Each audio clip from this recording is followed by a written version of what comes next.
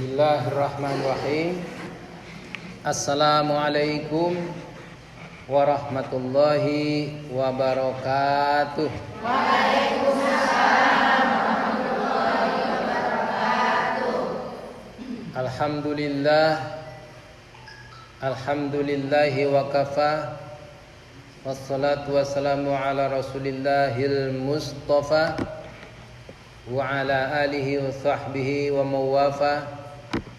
Wa nashhadu an la ilaha illallah wahdahu la syarika lah.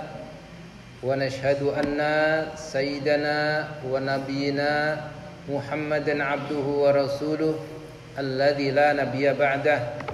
Allahumma salli wa sallim ala hadzal nabiyil karim sayyidina Muhammadin wa ala alihi wa sahbihi wa dzurriyyatihi wa ummatihi ila yaumiddin. Amma ba'du, fa ya ibadallah, usi nafsi wa iyyakum bittaqwallah, faqad fazal muttaqun, fala tamutunna illa wa antum muslimun.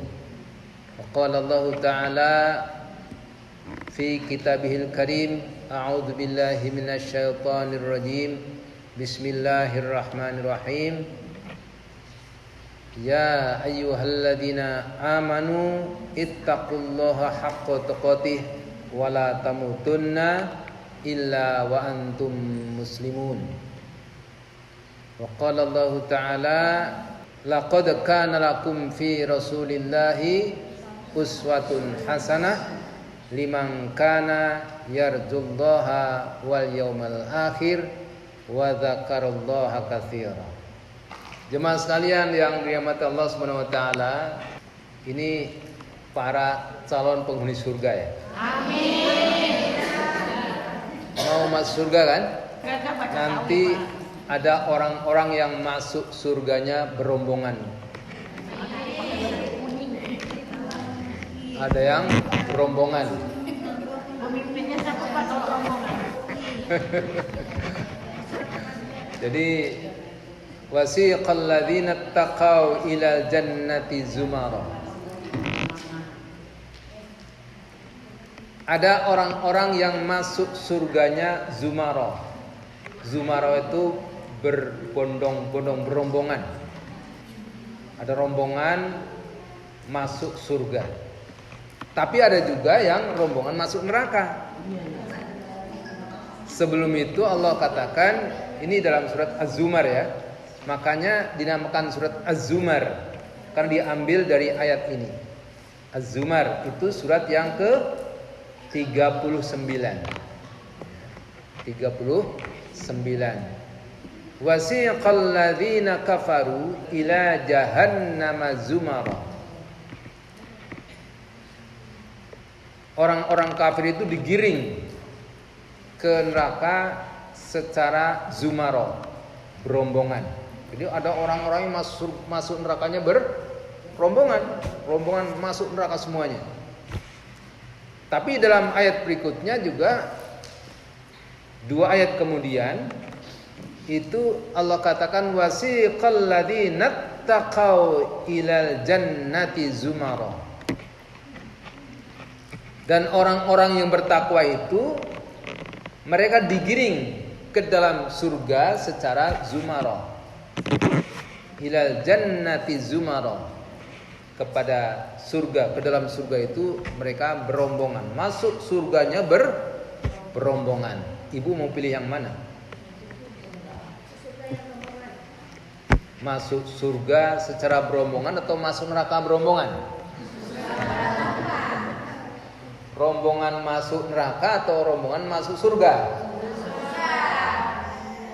Tapi ada yang nggak logis, maunya masuk surga secara berombongan, tapi suruh sholat nggak mau sholat, nggak mau puasa, tuh kerjanya ngomongin orang terus tiap hari, maunya masuk surga, surganya surga Firdaus, mungkin nggak? Kira-kira mungkin ya? Enggak ya? Nah, enggak lah ya. Nah, jadi kalau mau masuk surga, ikuti maunya Maunya siapa? Maunya Allah Subhanahu wa ta'ala. Ada sholat, ada puasa, nggak usah ngomongin orang, ya kan? Baik sama suami, baik sama anak, dan seterusnya dan seterusnya. Baik sama tetangga dan sebagainya. Man kana yu'minu billahi wal yaumil akhir, siapa-siapa yang beriman kepada Allah dan hari akhir, maka baik-baiklah dengan tangganya, baik-baiklah dengan tamunya. Tapi ada yang lebih hebat lagi, Bu. Ada mau ibu yang lebih hebat lagi. Bukan hanya sekedar masuk ke dalam surga, tapi dia bisa lebih dari itu, yaitu bisa bertemu dengan Allah Subhanahu wa ta'ala, bisa melihat Allah Subhanahu wa ta'ala. Lebih hebat lagi, masuk surganya. Di dalam surga itu, kalau orang Jawa sumringah. Apa sumringah? Semringah, berbinar-binar wajahnya. Jadi masuk surga dengan berbinar-binar wajahnya. Siapa itu? Nah, inilah janji Allah Subhanahu wa ta'ala. Tadi ibu-ibu kayaknya udah hafal semua ayatnya. Laqad kana lakum fi rasulillahi uswatun hasanah liman kana yarjullaha wal yaumal akhir wa dzakarallaha katsiran. Jadi kalau ibu-ibu mau masuk ke dalam surga, dan bukan sekedar masuk ke dalam surga saja, tapi juga bertemu dengan Allah Subhanahu wa ta'ala, bisa melihat Allah Subhanahu wa ta'ala, maka jadikan Rasulullah SAW sebagai suri teladan, contohnya, teladannya, idolanya, uswatun hasanah. Laqad kana lakum fi rasulillahi uswatun hasanah. Ayat ini didahului dengan lam taukid. Laqad, bukan la panjang, bukan la, bukan, tapi laqad, lanya pendek. Laqad kana lakum, bukan sekedar qad. Qad itu juga sesungguhnya, tapi laqad, benar-benar sesungguhnya, gitu. Benar-benar sungguh-sungguh, begitulah kira-kira. Benar-benarlah kana lakum fi rasulillahi uswatun hasanah.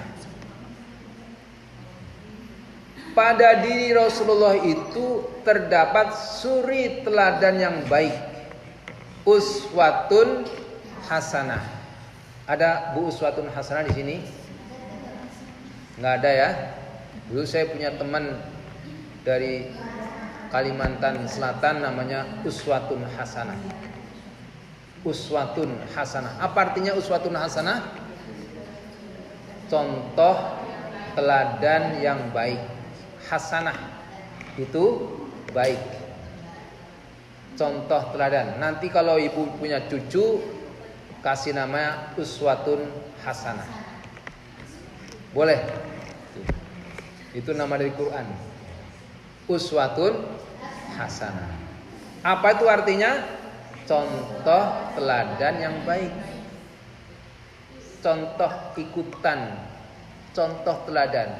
Uswatun hasanah itu maksudnya kalau kita mencontoh Nabi Sallallahu Alaihi Wasallam, maka kita juga bisa menjadi contoh buat yang lain.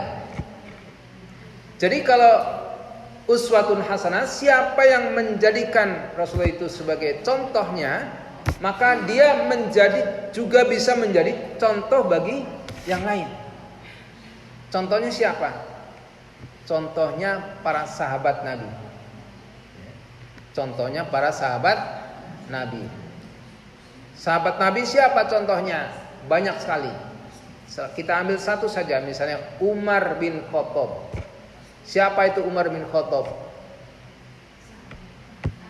Umar bin Khattab itu dulu sebelum masuk ke dalam Islam seperti preman.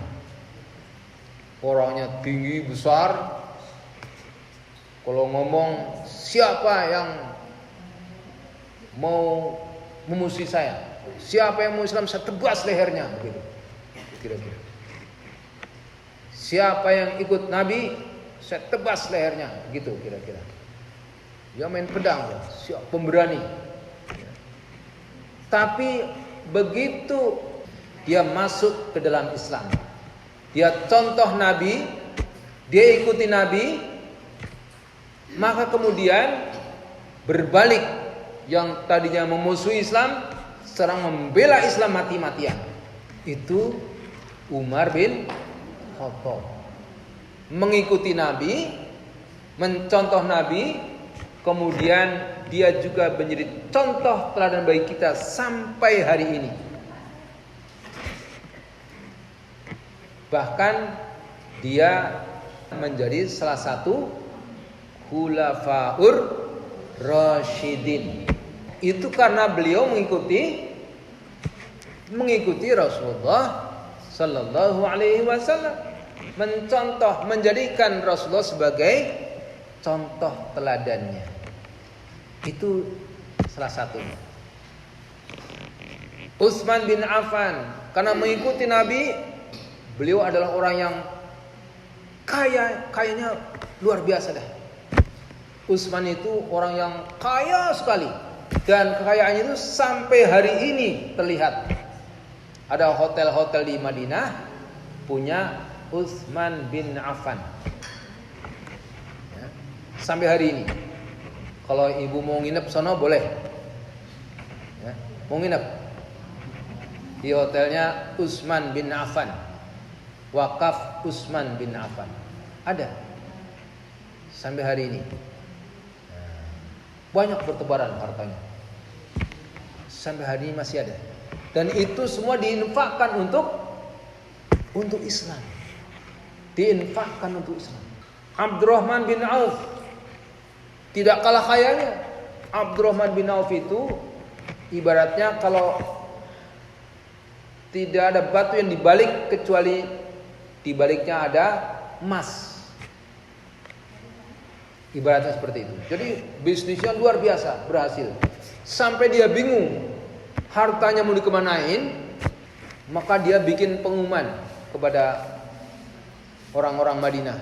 Hai, orang-orang Madinah yang punya kurma busuk saya beli. Luar biasa. Tiba-tiba sudah dibeli semua kurma busuk punya masyarakat. Tiba-tiba datang saudagar kaya mencari kurma busuk. Luar biasa. Dibeli lagi sama orang kaya. Luar biasa. Itu karena mengikuti Nabi sallallahu alaihi wasallam. Kata Allah dalam surat Ali Imran, "Qul in kuntum tuhibbunallah fattabi'uni yuhibbukumullahu wa yaghfir lakum dzunubakum." Qul, katakan ya Muhammad, in kuntum tuhibbunallah, jika engkau mencintai Allah Subhanahu wa taala, fattabi'uni, maka ikuti aku, ikuti Rasul Allah Subhanahu wa taala. Ikuti Nabi. Kalau kita cinta Allah, ikuti Nabi. Yuhibbukumullahu wa yaghfir lakum dzunubakum. Kalau kita ikut Nabi, balasannya apa? Yuhibbukumullahu wa yaghfir lakum dzunubakum. Ada dua. Yang pertama, mendapatkan cinta Allah Subhanahu wa taala. Yang kedua, diampuni seluruh dosa kita. Nah, jadi ikuti Nabi, ikut, niscaya Allah akan memberikan kecintaan kepada kita. Yang mau dicintai Allah, disenangi Allah, itu harus ikut Nabi.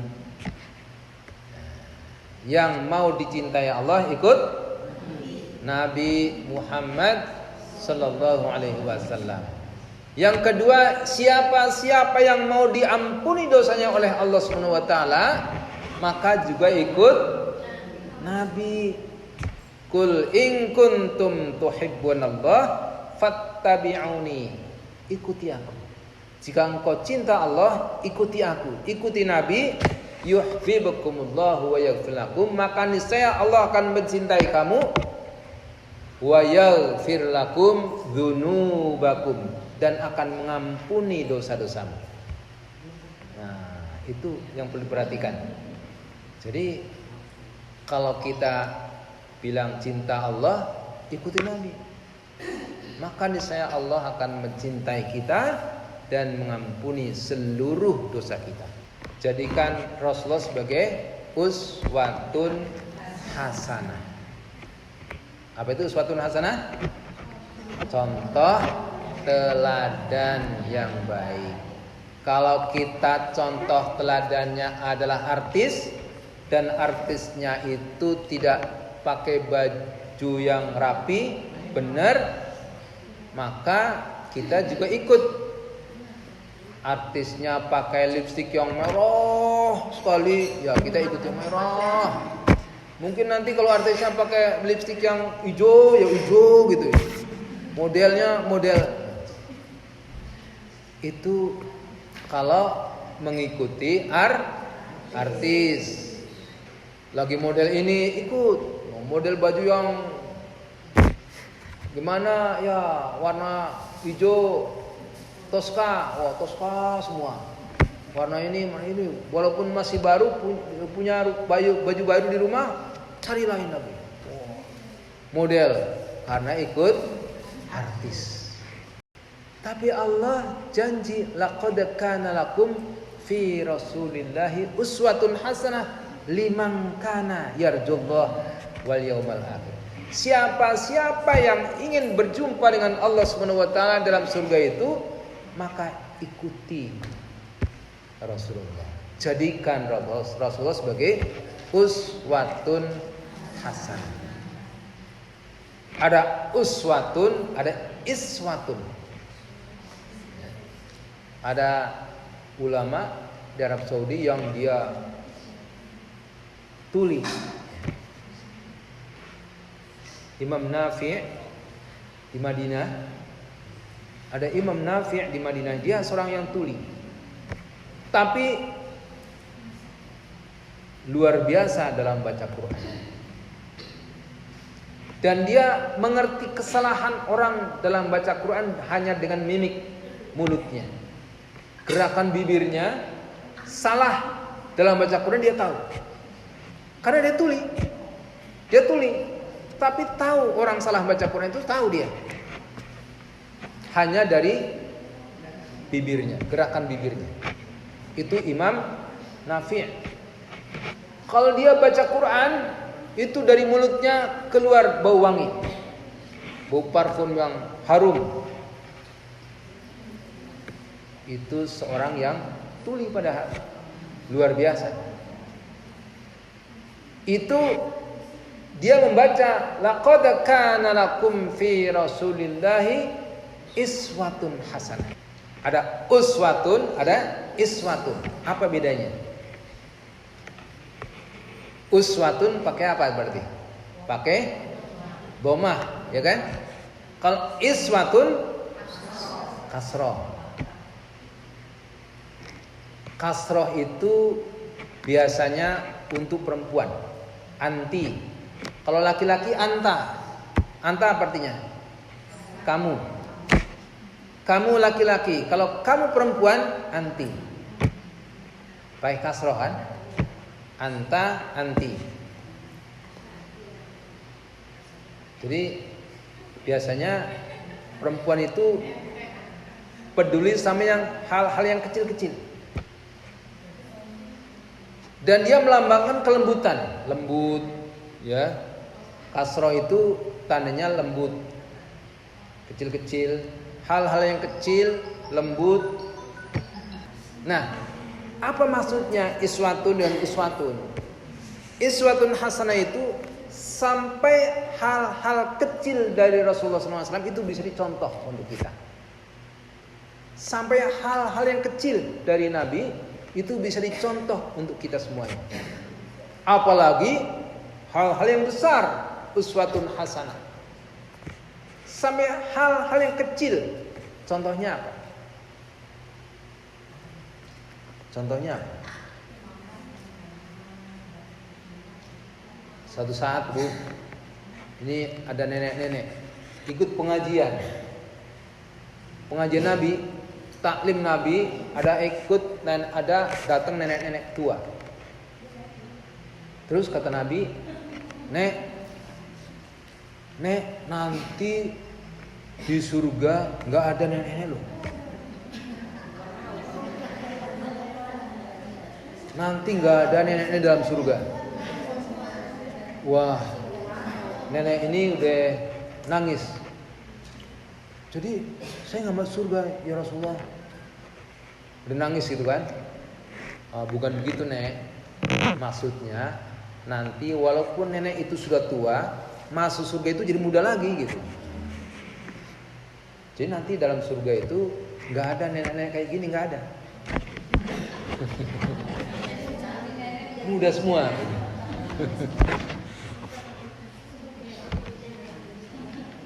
Itu hal-hal kecil. Rasulullah itu walaupun bercanda nggak bohong, ya kan? Kan nggak bohong, kan? Canda sama nenek-nenek, tapi nggak bohong. Itu Nabi, hal kecil aja. Jadi beliau itu nggak pernah bohong, kan sifatnya apa? Sidik, fatona, ya kan? Benar ya. Sidik, selalu benar. Nggak pernah bohong, walaupun bercanda benar. Ada sekali waktu ada ibu-ibu datang mengadukan tentang suaminya. Ya Rasulullah, suami saya itu begini. Ya marah sama suaminya, curhat kepada Rasulullah SAW. Dicandain sama Nabi. Oh, suami ibu itu yang matanya ada putih-putihnya ya? Enggak ya Nabi, suami saya matanya hitam. Enggak, itu yang ada putih-putihnya mesti. Semua manusia itu matanya ada hitamnya, ada putih-putihnya kan? Jadi dicandain begitu. Maksudnya supaya nggak marah lagi sama suaminya gitu. Itu Nabi. Sampai hal-hal yang kecil. Rasulullah SAW dari hal kecil sampai hal besar semua menjadi contoh teladan untuk kita semuanya. Sampai perjalanan dakwahnya juga menjadi contoh dakwah kita. Contoh, semua dari Nabi itu menjadi contoh teladan yang baik untuk kita ikuti. Itu Nabi. Makanya Nabi itu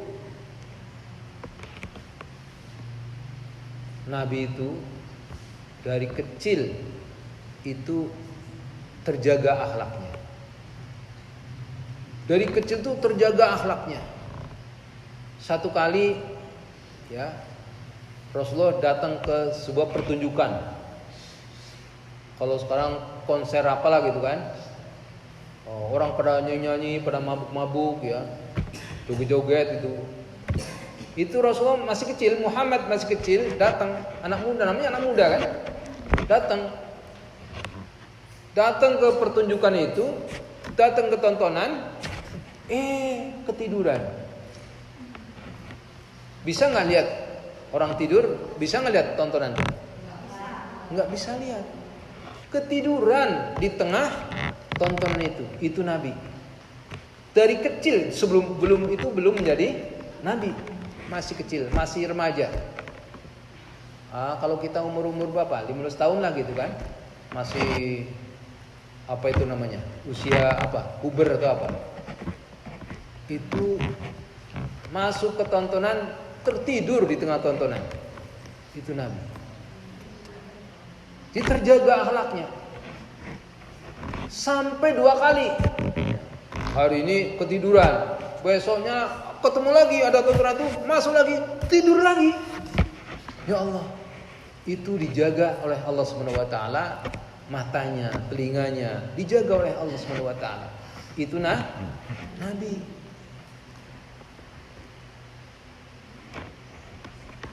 Dan kabar tentang kedatangan Nabi Muhammad SAW itu rupanya sudah viral, sudah terkenal di kalangan orang-orang Nasrani, di kalangan ahli kitab, di kalangan orang Yahudi. Di dalam kitab Taurat dan kitab Injil itu sudah ada nama Muhammad. Sudah ada nama Muhammad. Jadi rupanya yang ngasih nama Muhammad itu dari Allah Subhanahu wa taala. Melalui siapa? Melalui kakeknya. Kakeknya siapa?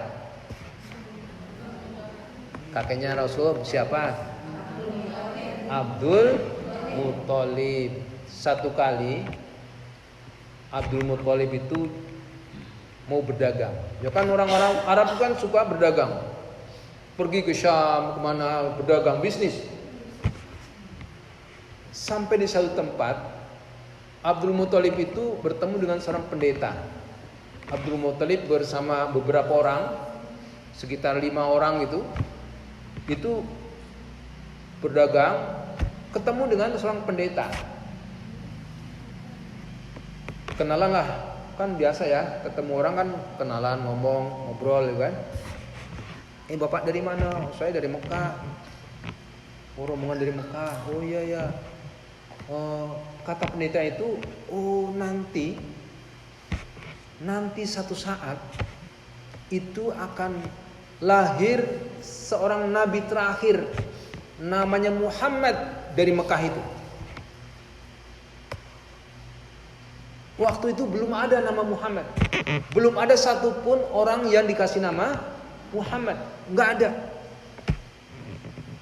Itu orang pendeta Yahudi itu sudah bilang kepada Abdul Muthalib, nanti satu saat akan lahir seorang nabi terakhir itu dari Mekah itu, namanya Muhammad.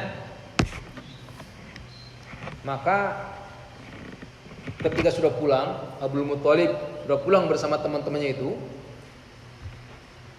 udah ngobrol. Nanti siapa yang punya anak atau cucu di antara kita yang pertama kali kasih nama Muhammad. Ternyata pulang menantunya Aminah itu sedang hamil. Pulang ke Mekah, menantunya hamil. Maka ketika lahir dibawa oleh kakeknya, karena apa? Ayahnya pun wafat kan? Abdullah sudah meninggal. Dibawa oleh kakeknya ke samping Ka'bah, ya.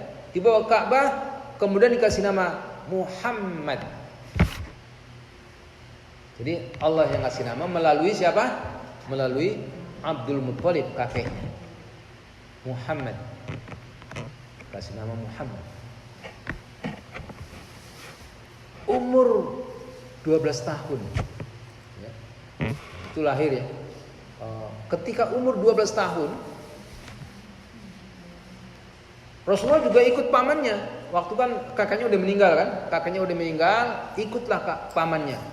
Pamannya siapa namanya? Kakeknya tadi siapa namanya?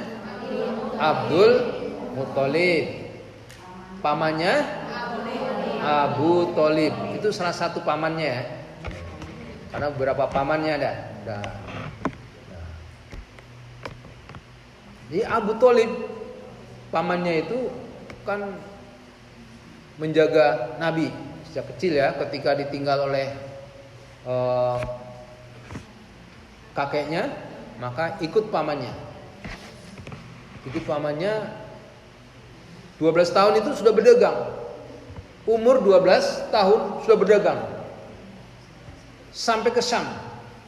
Syam itu negara yang sekarang adalah Palestina, Yordania, Suriah, Lebanon, ada 4 negara. Itu dulu namanya satu negara Syam namanya. Muhammad ketika umur 12 tahun pergi berdagang. belum sampai ke tujuannya, belum sampai ke Syam. Abu Thalib bersama Muhammad itu juga bertemu dengan seorang pendeta namanya Buhairah. Bertemu dengan seorang pendeta, dan pendeta itu melihat ada tanda-tanda kenabian di punggungnya, di tengkuknya begitu. Ada tanda-tanda kenabian. Maka ditanya, "Ini siapa?" kata pendeta itu kepada Abu Thalib. "Ini anak saya," katanya. "Bukan, enggak mungkin ini anaknya." "Ini anak siapa?" "Ini anak saya," kata Abu Thalib. "Ah, enggak mungkin. Ini enggak mungkin anakmu. Ini anak siapa?" Sampai 3 kali ditanya, tetap, "Ini anak saya. Enggak mungkin ini anakmu." Ini saya ceritain. Ini akhirnya Abu Thalib ngaku juga, "Iya, ini bukan anak saya. Ini anaknya Abdullah, keponakan saya. Saya pamannya." Nah, kata pendeta itu, "Udah, kamu kemana? Mau berdagang ke Syam.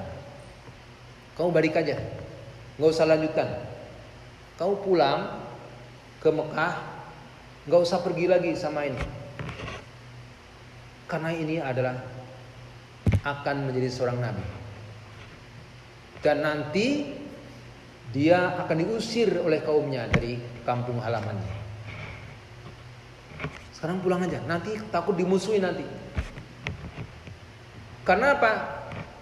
Orang-orang Yahudi itu sudah tahu nanti akan datang nabi terakhir namanya Muhammad, dan mereka orang-orang Yahudi itu maunya itu dari kalangan orang Yahudi juga, dari kalangan Bani Israel. Maunya nabi terakhir itu dari kalangan Bani Israel. Makanya kalau ketemu ini bukan Bani Israel, nanti akan dimusuhi oleh orang-orang Yahudi. Pulang aja, jangan teruskan. Pulang. Nah, itu disuruh pulang oleh Buhairah, seorang pendeta Nasrani. Nah, itu umur 12 tahun.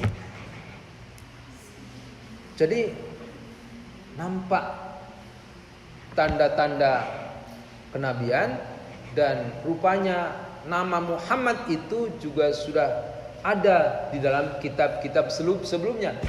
Kitab Taurat, kitab Injil, itu sudah ada nama Muhammad. Dan Al-Quran menyebut kata Muhammad dalam 4 ayat. Dalam Quran itu disebut kata-kata Muhammad dalam 4 ayat. Yang pertama surat Ali Imran ayat 144. "Wa ma Muhammadun illa rasul qad khalat min qablihi rusul." Wa ma Muhammadun. Dan Muhammad itu tidak lain hanya seorang rasul. Al-Quran sendiri sudah mengatakan Muhammad. Itu pertama, surat Ali Imran ayat 144. Kemudian yang kedua, surat 33 ayat 40. Surat 33 surat berapa? Surat apa? Al-Ahzab. Ya, surat Al-Ahzab surat 33 ayat 40. "Maka na Muhammadun aba ahadin minkum walakin Rasulullah wa khataman nabiyyin." Dan Muhammad itu bukanlah ayah salah seorang dari kamu, tetapi dia adalah Rasul Allah dan penutup para nabi. Penutup para nabi. Nabiyin Apa bedanya dengan anbiya? Anbiya itu jamak dari nabi. Anbiya itu surat Al-Anbiya surat berapa? Surat ke-21. Ya. Surat ke-21 namanya surat Al-Anbiya. Itu surat Al-Anbiya itu namanya artinya para nabi. Tapi kalau nabiin itu semua nabi. Al-Anbiya itu dinamakan surat Al-Anbiya karena di dalamnya diceritakan beberapa nabi. Banyak nabi tapi tidak semuanya. Itu Anbiya. Tapi kalau nabiin itu semua nabi. Wa khataman nabiyyin, penutup semua nabi. Jadi enggak ada nabi sesudah Muhammad sallallahu alaihi wasallam. Karena itu kalau ada orang yang mengaku-ngaku nabi setelah Muhammad ini, sekarang ini ada orang yang ngaku nabi, itu jelas nabi palsu. Sudah jelas nabi palsu. Jangan sekali-kali ibu ngaku nabi palsu. Jangan sekali-kali ngaku nabi di hari ini. Ada yang ngaku malaikat, ya kan? Dulu ada yang ngaku malaikat, ada yang ngaku nabi, ngaku.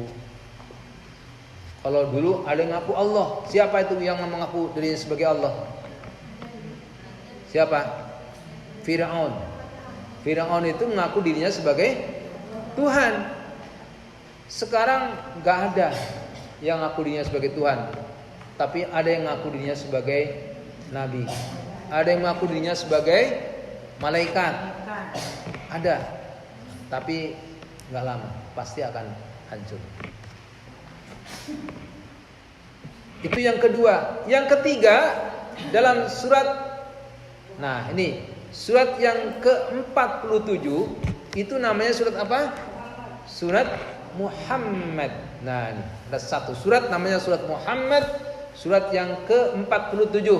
Karena apa dinamakan surat Muhammad? Karena diambil dari ayat yang kedua. Walladzina amanu wa amilus solihati wa amanu bima nuzzila ala Muhammadin wa huwal haqqu mir rabbihim kafaru anhum sayyi'atihim. Dan orang-orang yang beriman kepada Allah dan beramal soleh, kemudian beriman kepada apa yang diturunkan kepada Muhammad. Apa itu yang diturunkan kepada Muhammad? Al-Quran. Kafaru anhum sayyi'atihim wa aslaha balahum. Kafaru anhum sayyi'atihim, dibersihkan kesalahan-kesalahannya dan diperbaiki jalan hidupnya.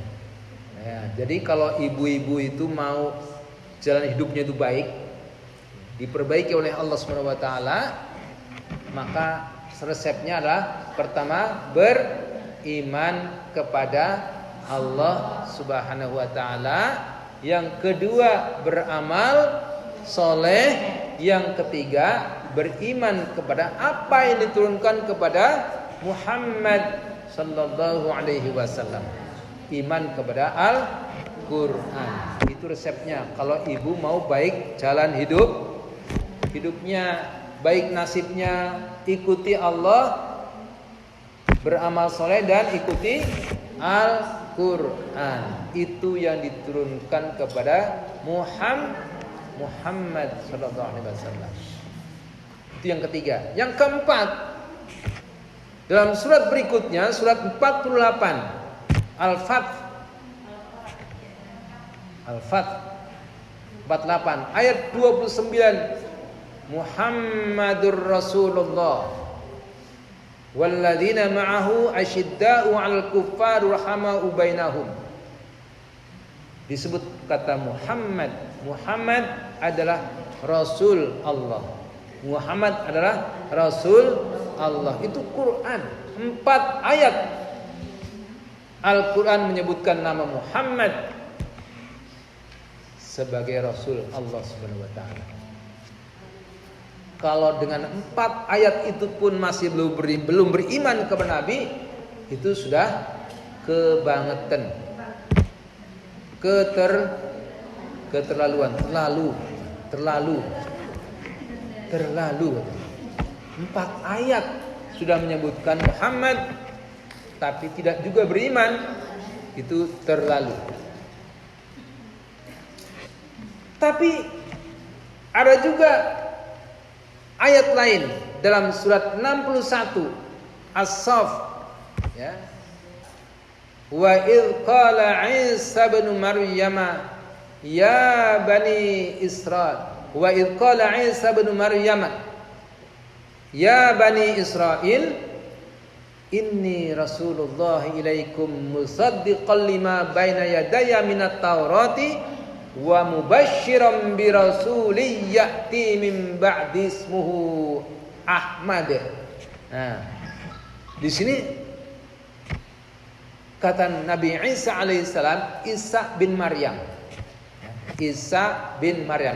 Wa idh qala Isa bin Maryam. Quran menyebutkan dengan jelas Isa bin Maryam. Kenapa? Bukan Isa aja. Kenapa? Isa bin Maryam. Kalau Al-Quran menyebutkan secara jelas, berarti hanya orang itu saja, nggak ada yang lain. Kenapa? Isa punya ibu, nggak punya bapak. Itu nggak ada lain.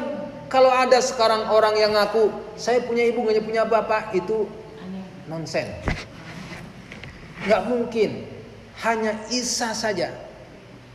Quran kalau jelas menyebutkan Isa bin Maryam, itu hanya itu saja. Nggak ada lain. Nggak ada orang sekarang yang punya ibu nggak punya bapak, nggak ada. Mesti ada bapaknya. Bapaknya siapa? Nah itu yang kadang nggak ngaku. Ya. Jadi nggak ada yang punya bapak. Semua punya bapak. Kita semua punya ibu. Ada yang punya ibu, nggak punya bapak, Nabi Isa. Punya bapak, nggak punya ibu, siapa? Punya bapak, nggak punya ibu, Hawa. Hawa diambil dari tulang rusuk Nabi Adam alaihissalam. Punya bapak, nggak punya ibu. Nggak punya bapak, nggak punya ibu, siapa? Nabi Adam alaihissalam. Jadi Allah itu lengkap memberikan contoh kepada kita. Ada yang nggak punya bapak, nggak punya ibu, Adam. Ada yang punya bapak, nggak punya ibu, Hawa. Ada yang punya ibu, nggak punya bapak, Isa bin Maryam. Ada yang punya bapak dan punya ibu, siapa? Kita semuanya. Kita semuanya punya bapak, punya ibu. Jadi orang sekarang nggak mungkin ada yang ngaku saya punya ibu nggak punya bapak, nggak mungkin. Mesti bapaknya nggak ngaku. Itu bapaknya nggak ngaku. Itu. Nah, wa idh qala Isa bin Maryam ya bani Israil inni rasulullah ilaikum musaddiqan lima baina yadayya minat Taurah. Isa bin Maryam mengatakan, wahai Bani Israel, Bani Israel, ya. Bani Israel itu siapa kemarin? Anaknya Nabi Yakub, keturunan Nabi Yakub, Bani Israel. Wahai Bani Israel, inni Rasulullah ilaikum, sesungguhnya aku ini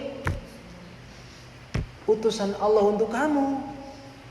Kata Isa, saya ini Nabi utusan Allah untuk kamu, untuk Bani Israel. Musaddiqan lima baina yadayya minat Taurah, yang membenarkan apa yang dalam Taurat. Tapi Taurat itu yang diturunkan kepada siapa? Taurat itu diturunkan kepada Nabi Musa alaihissalam. Nabi Isa meneruskan Nabi Musa.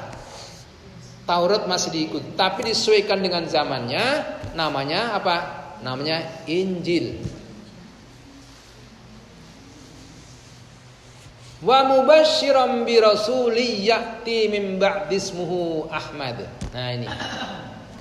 Dan memberikan kabar gembira. Wah, ini Isa kasih kabar gembira kepada Bani Israel akan datang seorang nabi nanti di akhir zaman namanya Ahmad. Bukan Muhammad. Di sini di ayat ini disebutkan Ahmad. Jadi rupanya Taurat dan Injil juga menyebutkan Ahmad. Nah, terus tadi katanya ada Muhammad. Ini kok Ahmad? Rupanya ibu-ibu dalam sebuah hadis dikatakan Bukhari Muslim ya. Innali asma'u ana Muhammad. Satu. Jadi nama Rasulullah itu pertama ana Muhammad. Saya Muhammad.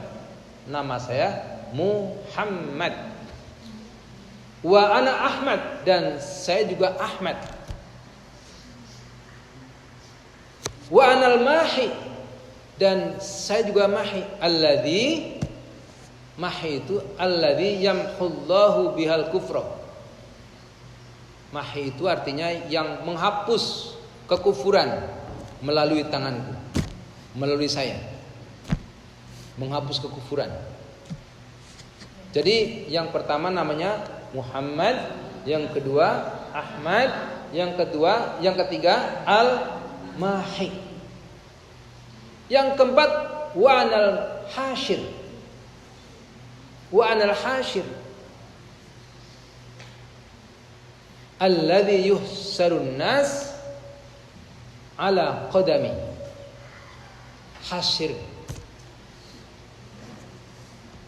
yang mengumpulkan, karena nanti akan mengumpul umat itu akan berkumpul di atas kaki Nabi. Dan yang kelima namanya wa anal aqib alladzi laisa ba'dahu ahad.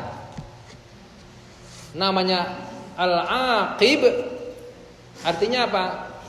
Penutup para nabi. Enggak ada nabi setelahku. Setelah Rasulullah enggak ada nabi. Khatamin nabiyyin tadi kan? Jadi nama Muhammad itu ada, nama Rasulullah itu ada 5. Muhammad, Ahmad, Al-Mahi, Al-Hashir, Al-Aqib. 5. Yang diviralkan dalam Quran hanya 2, Muhammad dan Ahmad. Semua sama. Ibu namanya berapa? 1 ya. Ibu namanya 1 kan? Ibu Yuni misalnya kan? Bu Yuli. Kan gak ada Bu siapa lagi kan? Namanya Yuli. Yuli. Untuk membedakan bahwa orang ini namanya Yuli, bukan Yuni, bukan Joni, bukan Aisyah, bukan siapa, namanya Yuli, ya kan? Itu nama zat namanya. Nama zat. Kita semuanya punya nama zat. Untuk membedakan bahwa ini Yuli, ini Yuni, ini Aisyah, ini Syamsiah dan seterusnya.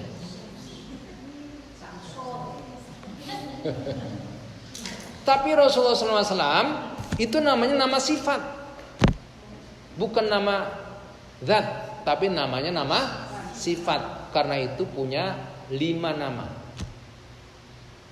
Ana Muhammad, wa ana Ahmad, wa ana Mahi, wa anal Hashir, wa anal Aqib. 5 nama. Nama sifat. Bu Yuli yang rajin. Mana Bu? Oh, Bu Yuli. Oh. Kalau Bu Yuli yang rajin, kalau Bu Yuli kan banyak kan, mungkin ini Yuli, mungkin di sono ada Yuli lagi, di sini ini.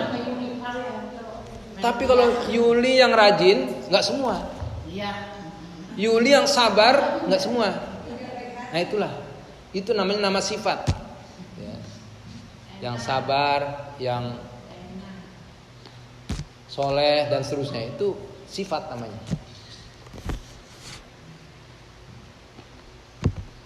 Nah itulah kehebatan Rasulullah SAW. Namanya nama sifat. Beliau punya 5 nama. Disebut dalam Quran berapa? 2.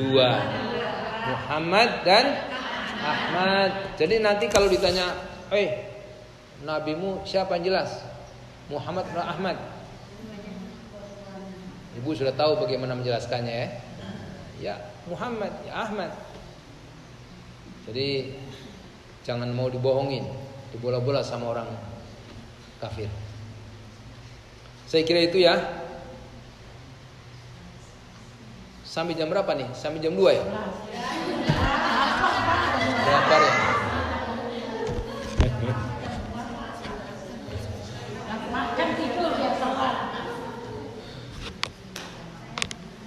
Jadi demikianlah, mudah-mudahan kita selalu bisa menjadikan Rasulullah sebagai uswatun hasanah, contoh teladan yang baik. Uswatun hasanah atau iswatun hasanah, dari hal-hal yang kecil yang dilakukan Rasulullah SAW sampai hal-hal besar yang dilakukan Rasulullah SAW, semua bisa dicontoh oleh kita untuk menjadi keberkahan kita. Karena itu kita sholat ikuti Nabi. Nabi menyuruh kita sholat menghadap kiblat, ya jangan menghadap timur. Kalau kini di sini Indonesia kita menghadap ke barat, bukan ke timur, bukan ke utara, bukan ke selatan, ke barat, ke kiblat.